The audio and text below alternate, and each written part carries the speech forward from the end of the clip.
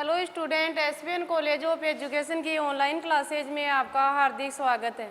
हमारा विषय है डीएलएड सेकेंड ईयर का हिंदी भाषा शिक्षण और प्रवीणता। उसमें हमारा टॉपिक चल रहा है मौखिक अभिव्यक्ति का मूल्यांकन।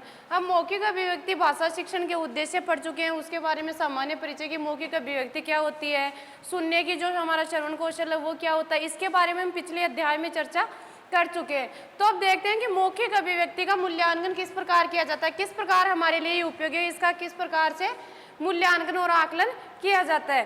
तो इससे पहले हम देखेंगे कि बच्चों में मौखिक अभिव्यक्ति के विकास के अवसर, बच्चों को एक शिक्षक द्वारा मौखिक अभिव्यक्ति के विकास के अवसर किस प्रकार हम उपलब्ध करवा सकते हैं, यानी कौन कौन सी विधियों के द्वारा हम बच्चों को मौखिक अभिव्यक्ति में उनका सही तरीके से प्रभावशाली ढंग से उनको बोलने का तरीका सिखाया जा सकता है। तो पहले देखेंगे हम मौखिक अभिव्यक्ति में विकास के अवसर उपलब्ध कराना बच्चों को। तो ये क्या होता है कि मौखिक अभिव्यक्ति शिक्षण को लेकर क्या है, इसमें अध्यापक का विशेष दायित्व है। अब अध्यापक का किस प्रकार है इसमें विशेष दायित्व कि अध्यापक बच्चों को क्या करेगा, पहले खुद उनको सिखाएगा। जैसे कोई सहस्वर वाचन, जैसे कोई पाठ पढ़ा रहा है, तो जैसे कविता का पाठ है तो उसमें क्या करेगा शिक्षक, पहले खुद उसको एक दोहे या कविता के माध्यम से उसे लय या गति का ध्यान रखते हुए बच्चों को क्या करेगा, सुनाएगा पाठ। तो बच्चा शिक्षक का क्या करेंगे, अनुकरण करेंगे। तो अनुकरण द्वारा बच्चे क्या सीखेंगे, अनेक प्रकार की वार्तालाप। वार्तालाप का मतलब है कि बच्चे को क्या देना चाहिए, कक्षा में बच्चे को बोलने के उचित अवसर देने चाहिए। अनेक प्रकार के नाटक के माध्यम से, अनेक प्रकार की जो सांस्कृतिक गतिविधियां हमारी, इनके माध्यम से बच्चों को मौखिक अभिव्यक्ति के अवसर उपलब्ध करवाने चाहिए। तो हम देखते हैं टॉपिक कौन कौन से, किन किन के माध्यम से बच्चों को शिक्षा के अवसर उपलब्ध कराने चाहिए। कि शिक्षक का भाषा पर अधिकार हो, उसका उच्चारण त्रुटि हो। अब शिक्षक का क्या है, भाषा पर अधिकार है। तो शिक्षक की अगर शिक्षक का उच्चारण क्या त्रुटि हो रही है, तो त्रुटि होगी तो बच्चा भी क्या सीखेगा, गलती सीखेगा। तो शिक्षक की भाषा कैसी होनी चाहिए, त्रुटिहीन। शिक्षक की भाषा कैसी होनी चाहिए, त्रुटिहीन। तो भाषा का व्यक्तित्व कैसा रहेगा, शिक्षक का व्यक्तित्व प्रभावशाली।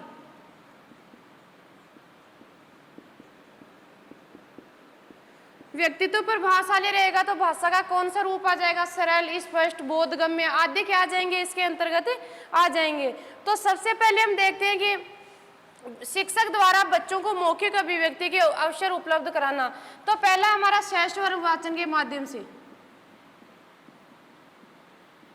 सहस्वर वाचन। अब सहस्वर वाचन में देखते हैं हम कि ये कक्षा में किसी अनुच्छेद, कविता, कहानी आदि को लेकर उसका आदर्श वाचन कर सकता है।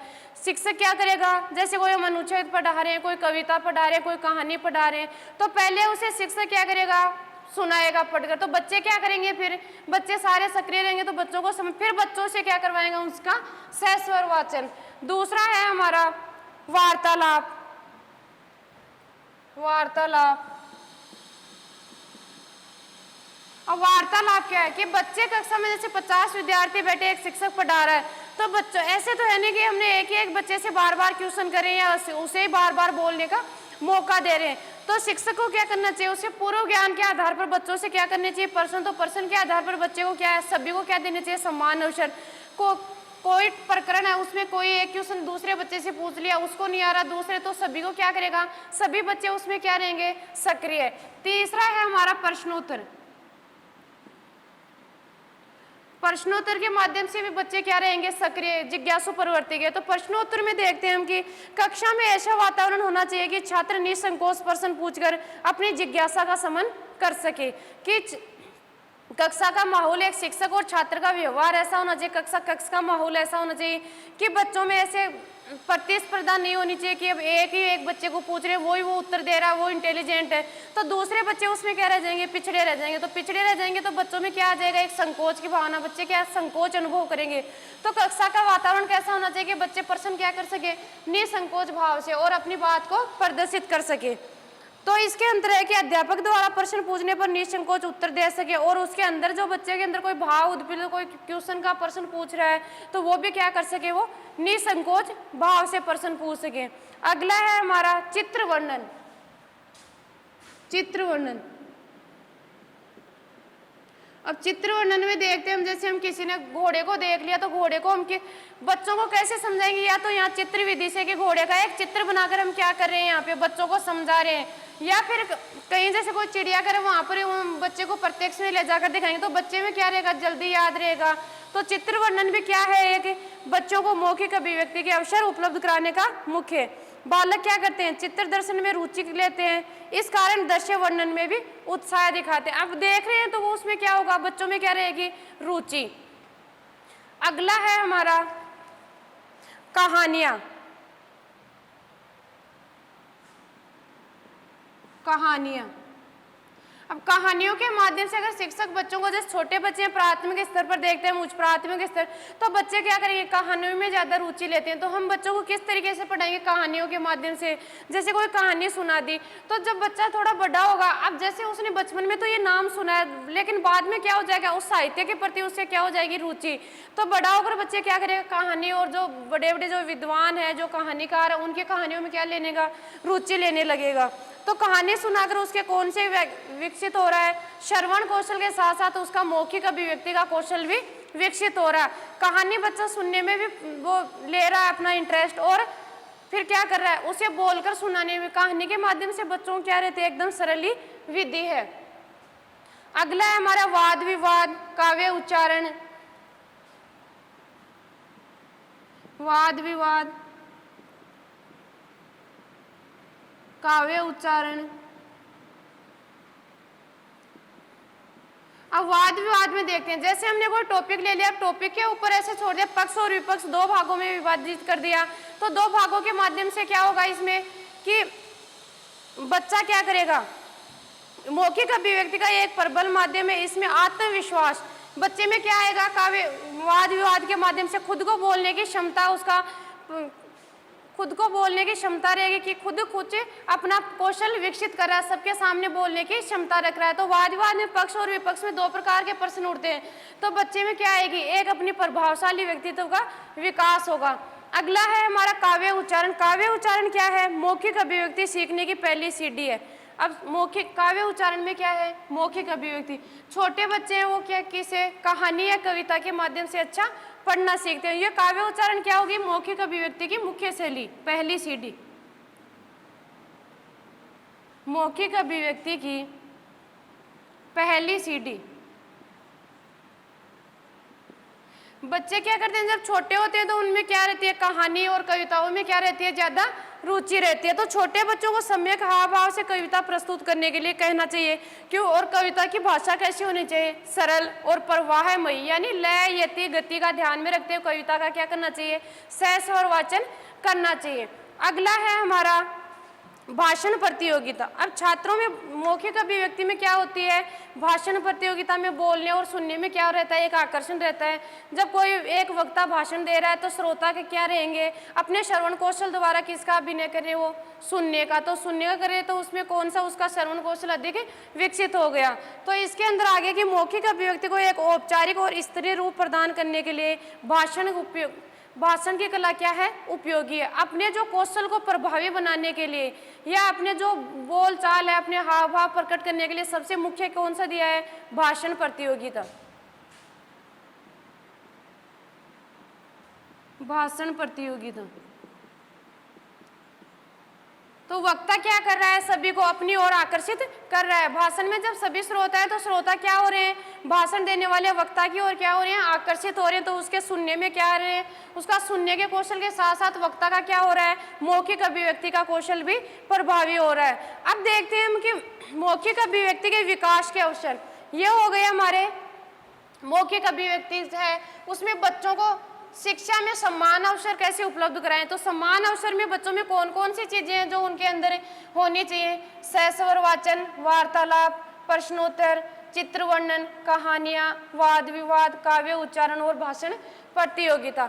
अब देखते हैं कि शिक्षा के जो समान अवसर हैं वो कौन कौन से, विद्यालय के बाहर, विद्यालय के अंदर और कक्षा कक्ष के अंदर ऐसी कौन कौन सी गतिविधियां करवानी चाहिए कि जिसमें बच्चों का अब मौखिक अभिव्यक्ति के विकास के अवसर हो उपलब्ध। अब देखते हैं हम सबसे पहले मौखिक अभिव्यक्ति के अवसर।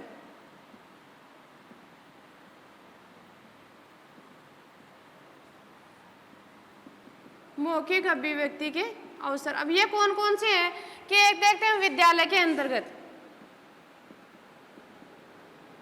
विद्यालय में। एक दूसरा हो गया विद्यालय के बाहर।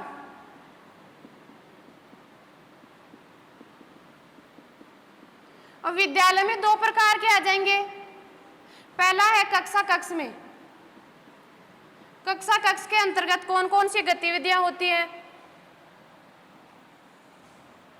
और कक्षा कक्ष के बाहर कौन कौन सी गतिविधियां होती हैं।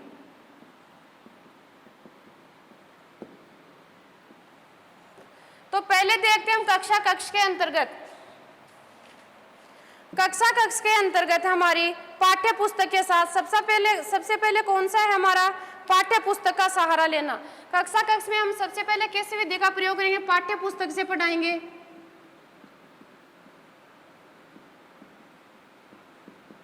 हमारी कक्षा कक्ष की गतिविधियों में सबसे पहले हम पाठ्य पुस्तक द्वारा पढ़ाएंगे, बाद में लिखित तैयारी करेंगे। लिखित तैयारी के बाद में क्या करेंगे, स्वतंत्र मौखिक रचना। लिखित तैयारी, स्वतंत्र मौखिक रचना। यह आगे हमारी विद्यालय के अंदर कक्षा कक्ष की गतिविधियां, चित्र देखकर बोलना, कहानी कथन।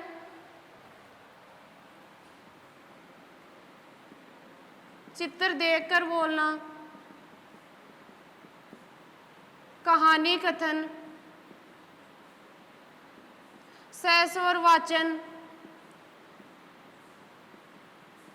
आदि हो गई हमारी कक्षा कक्ष की गतिविधियां। अब देखते हैं अगली हम कक्षा कक्ष के बाहर, बाल सभा, प्रार्थना सभा। ये क्या हो रही है हमारी कक्षा कक्ष के बाहर, बाल सभा,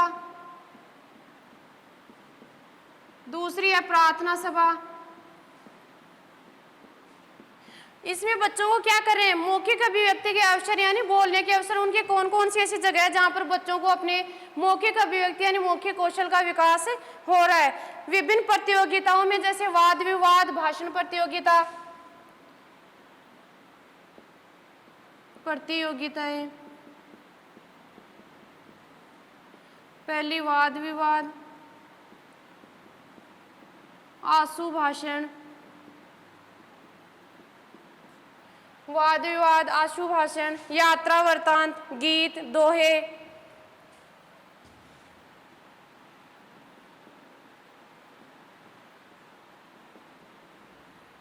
गीत, दोहे आदि के माध्यम से हम क्या कर रहे हैं, जैसे बाल सभा में हमने कोई कहानी है, गीत है, कोई कविता है, और नाट्य, अभिनय, मंचन। जो कक्षा कक्ष के बाहर जो सांस्कृतिक गतिविधियां होती है उसमें हमारा हो गया नाट्य, अभिनय। तो ये क्या हो गई हमारी जो कक्षा कक्ष के अंतर्गत। तो हम क्या कर रहे हैं, सबसे पहले किसका सहारा ले रहे हैं, पाठ्य पुस्तक है हमारा जो निश्चित एक पाठ्यक्रम है उसका सहारा ले रहे हैं। फिर क्या करेंगे हम, लिखित तैयारी बच्चों से क्या करवाएंगे, लिखकर उनके कौशल का, लेखन कौशल का विकास होगा। फिर बच्चों को जैसे पाठ्य पुस्तक के सहारे हमने जो लेखन करवा दिया, जो पाठ पढ़ा दिया, उसको क्या करेंगे हम आपस में प्रश्नोत्तरी या वाद विवाद या इनके माध्यम से क्या करेंगे, स्वतंत्र मौखिक रचना करेंगे। बच्चों को चित्र देखकर बोलना सिखाएंगे। जैसे हम एक चार्ट ले लिया, चार्ट के माध्यम से उसके ऊपर जैसे हमारी हिंदी वर्णमाला है उसके चित्र बने हुए हैं, तो सबसे पहले बच्चों को लिखना बाद में आएगा। सबसे पहले हम क्या करेंगे, उनको चित्रों के माध्यम से, कि उसमें आ जाएगा क्या लिखा हुआ आएगा, यहाँ पर कबूतर का चित्र आएगा। तो कबूतर का चित्र आएगा तो उसमें क्या होगा कि बच्चे उसको देखकर क्या करेंगे, पहचानने लग जाएंगे चित्र देखकर। कहानी कथन जो हमारा पाठ्य पुस्तक में कहानी, और सहस और वाचन जो कविताओं का हो जाएगा।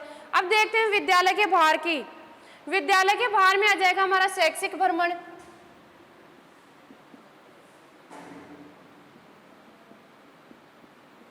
शैक्षिक भ्रमण आ जाएगा, जो हम मुझे एक जैसे बच्चों को कोई जंतुओं के बारे में तो हम चिड़ियाघर दिखाएंगे, कोई वैसे स्थल है जैसे हवा महल है तो वहां पर ले जाकर बच्चों को प्रत्यक्ष में दिखाएंगे, तो प्रत्यक्ष वाला क्या रहेगा, बच्चों को ज्यादा याद रहेगा। तो ये हो गई हमारी विद्यालय के बाहर की गतिविधियां। सार्वजनिक स्थलों का वर्णन, प्राकृतिक दृश्य, सार्वजनिक स्थलों का वर्णन, प्राकृतिक दृश्य। अब प्राकृतिक दृश्य में आ जाएंगे सूर्योदय और सूर्यास्त का वर्णन, सूर्योदय और सूर्यास्त का वर्णन। अगला है हमारा जैसे कोई रैली निकाले हम, जैसे महात्मा गांधी जयंती है तो उसमें हम कोई रैली निकाले तो उसके माध्यम से बच्चों को क्या करेगा, विद्यालय के बाहर की गतिविधियों का आयोजन होगा, रैली आयोजन। और जैसे अगला है कि जैसे हम कोई दूध वाले की बात करें, कोई सब्जी वाले की, जैसे समाज में हम बाजार में जो कुछ भी देखते हैं उनके बारे में बच्चों को क्या करेंगे, नेक चीज़ों के बारे में बताएंगे। तो ये होगी हमारे मौखिक अभिव्यक्ति में बच्चों को किस प्रकार के अवसर प्रदान करने चाहिए। तो कक्षा कक्ष के अंदर वाले की हम चर्चा कर चुके हैं। कक्षा कक्ष के बाहर अब बाल सभा हमने एक डे निर्धारित कर रखा है, जैसे शनिवार को हमारे स्कूल में बाल सभा होती है। तो बाल सभा के माध्यम से बच्चों में क्या आएंगी, सभी को बोलने के समान अवसर मिलेंगे। समान अवसर मिलेंगे तो बच्चों में क्या है, एक निसंकोच की भावना नहीं रहेंगी, वो बिना संकोच के क्या करेंगे, अपने विचार विमर्श कर पाएंगे। प्रार्थना सभा है, प्रार्थना सभा में क्या होता है, हम सभी बच्चों को मौका देते हैं डेली बोलने का। ऐसे नहीं कि 2 ही बच्चे डेली प्रार्थना करवा रहे हैं, हम क्या करते हैं सभी को बारी बारी। तो बच्चों में क्या आएगी, आगे आने की भावना, उनका कौशल कैसा होगा, प्रभावशाली, उसमें भाषण देने की इनमें क्या आ जाएगी, क्षमता उत्पन्न हो जाएगी। विभिन्न प्रकार की प्रतियोगिताओं के माध्यम से वाद विवाद है, आशु भाषण है, यात्रा वृत्तांत आदि हम क्या करवाएंगे उनको। तो गीत और दोहे, नाट्य, अभिनय, इनके माध्यम से बच्चों में क्या होगा, एक मौखिक अभिव्यक्ति के कौशल का विकास होगा। अब विद्यालय के बाहर की गतिविधियां देखते हैं हम। शैक्षिक भ्रमण, जो हमारे शैक्षणिक टूर होते हैं उनके द्वारा बच्चों में क्या होता है कि उनकी मानसिक क्षमता के साथ साथ क्या होता है, बौद्धिक क्षमता का भी विकास होता है। कि एक तो हम इसका वर्णन एक किताब में पाठ्य पुस्तक के माध्यम से करें, लेकिन जब बच्चों को वहाँ पर प्रत्यक्ष ले जाकर दिखाया जाएगा तो क्या आएगा, बच्चों को लंबे समय तक याद रहेगा और उसे जो प्रत्यक्ष में वो देखेंगे तो ज़्यादा समझ में आएंगे। सार्वजनिक स्थलों का वर्णन, जैसे कोई मंदिर में, मंदिर के बारे में बता दिया, जैसे कोई हॉस्पिटल है और कुछ अनेक प्रकार के जो सार्वजनिक स्थल हैं उनके बारे में हम ले जाकर वहाँ पर, जैसे कोई कैंप के माध्यम से उन्हें वहाँ पे जो ले जाकर जो वहाँ का जो प्रत्यक्ष रूप है वहाँ का दिखाएंगे तो बच्चों को क्या रहेगा, सामान्य तौर पर अधिक समय तक ज़्यादा जो प्राकृतिक दृश्य हैं, जैसे हम सूर्योदय के बारे में जो उनके बारे में चर्चा करें, जैसे सूर्य लाल होता है, उदय उस इस तरफ होता है, इस तरफ उसका अस्त होता है, रैली आयोजन है आदि, क्या हो गई है हमारे मौखिक अभिव्यक्ति के अवसर। अब देखते हैं मौखिक अभिव्यक्ति का मूल्यांकन। मौखिक अभिव्यक्ति का मूल्यांकन। अब मौखिक अभिव्यक्ति के मूल्यांकन में हमें क्या चाहिए, जो हमारी मौखिक भाषा है, हमारी मुख्य भाषा है, वो किस प्रकार होनी चाहिए, वक्ता और श्रोता के बीच में कैसे संबंध होने चाहिए, वक्ता और श्रोता के जो भाषा का जो एक प्रवाह है वो कैसा होना चाहिए। तो मौखिक अभिव्यक्ति के मूल्यांकन में देखते हैं हम कि सबसे पहले हमारा टॉपिक है सरलता। मौखिक अभिव्यक्ति के मूल्यांकन का पहला टॉपिक है सरलता। अब भाषा का रूप कैसा होना चाहिए, सरल, कि बच्चों को ऐसे विचार प्रकट करने की श्रोता क्या कर सके, बच्चों के सामने ऐसे विचार प्रकट करने चाहिए कि श्रोता उसे आसानी से समझ सके। या एक शिक्षक द्वारा ऐसी भाषा का प्रयोग करना चाहिए जो विद्यार्थी कक्षा कक्ष के अंदर बैठे उन्हें सही तरीके से, सरल तरीके से समझ में आनी चाहिए। और बच्चों के मानसिक स्तर के अनुकूल क्या होनी चाहिए, भाषा सरल होनी चाहिए। तो कठिन और विद्वत्तापूर्ण शब्दों में क्या आ जाती है, जो हम कठिन शब्दों का प्रयोग करेंगे और जो विद्वत्तापूर्ण अपने लेवल, अपना स्तर हाई है और बच्चों का क्या है, बच्चे जो प्राथमिक स्तर पर है, हम भाषा का प्रयोग करें अपने विद्यालय जो शिक्षक को एक जो अनुभव होता है उनके आधार पर, तो उसमें क्या आ जाएगी, बोधशीलता। तो भाषा कैसी होनी चाहिए, सरल।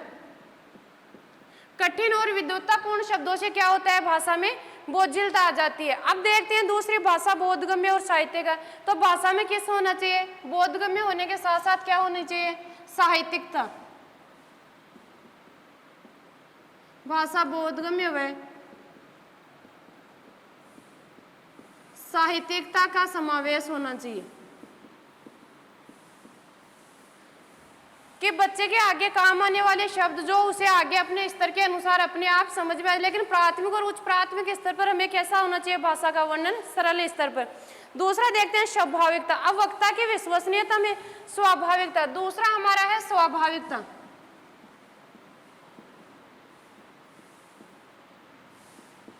अब स्वाभाविकता, जैसे भाषा का माध्यम सरल है तो स्वभाव भी कैसा होना चाहिए भाषा का, कि भाषा का अगर जो एक शिक्षक पढ़ा रहा है या कोई भी जो वक्ता एक भाषण दे रहा है तो उसमें उसका माध्यम कैसा होना चाहिए, स्वभाव। अगर उसने सही बोल रहा है या सरल तरीके से बोल रहा है तो क्या रहेगा, उसकी विश्वसनीयता में वृद्धि रहेगी। तो श्रोता क्या समझेंगे, वक्ता की विश्वसनीयता में वृद्धि। अगला है इसमें बिना कारण भाषण अलंकृत करने पर। अब हम जो स्वाभाविकता हमारा स्वभाव है, जो उसमें भाषा का रूप कैसा होना चाहिए, सरल। अगर इसमें हम भाषा को बढ़ा चढ़ाकर झूठ झाट में जो बोल रहे हैं उनके आधार पर हमें क्या करना चाहिए, इसके आधार पर हमें भाषा को अलंकृत, यानी हम बिना कारण कुछ गलत जो बता रहे हैं बढ़ा चढ़ा कर, तो उसमें क्या आ जाएगा हमारा भाषा का जो है रूप, उसमें हमारी हास्यास्पद, एक हास्यास्पद भावना हो जाएगी कि ये झूठ बोल रहा है, ये ऐसे कर रहा है। तो उसमें वक्ता की क्या रह जाएगी, विश्वसनीयता में क्या हो जाएगा, वृद्धि, यानी विश्वसनीयता में कमी आएगी। अगला है हमारा स्पष्टता। स्पष्टता, स्पष्टता में हमारे बोली का उच्चारण है और जो हमारे हाव भाव है वो क्या होना चाहिए, शुद्ध होना चाहिए। स्पष्ट उच्चारण और शुद्ध मौखिक अभिव्यक्ति होनी चाहिए। बातों को घुमा फिरा कर कहने वाला वक्ता क्या है, हम बातों को घुमा फिरा कर कहते हैं, तो उसमें हमारी बोली का कौन सा रूप आ जाएगा, अनुचित। तो हमें कौन सा करना चाहिए स्पष्टता में, उचित भाषा का प्रयोग, उचित भाषा, स्पष्टता आदि का क्या होना चाहिए, समावेश। अगला है हमारा गतिशीलता। गतिशीलता में अब प्रवाह कैसा होना चाहिए हमारा, चौथा है गतिशीलता। अब गतिशीलता में हमारा जो हमें एक कविता या कहानी के माध्यम से पढ़ा रहे हैं, तो हमें उचित विराम चिन्ह, अल्प विराम, लय, यति, गति आदि को ध्यान करते हुए हमारे प्रवाह कैसा होना चाहिए, धीरे धीरे और सरल होना चाहिए। तो इसके अंतर्गत है प्रस्तुति में समुचित प्रवाह होना चाहिए, विराम चिन्हों का उचित प्रयोग होना चाहिए। ये हमारे क्या है मूल्यांकन का चौथा तरीका। अगला देखते हैं बोधगम्यता।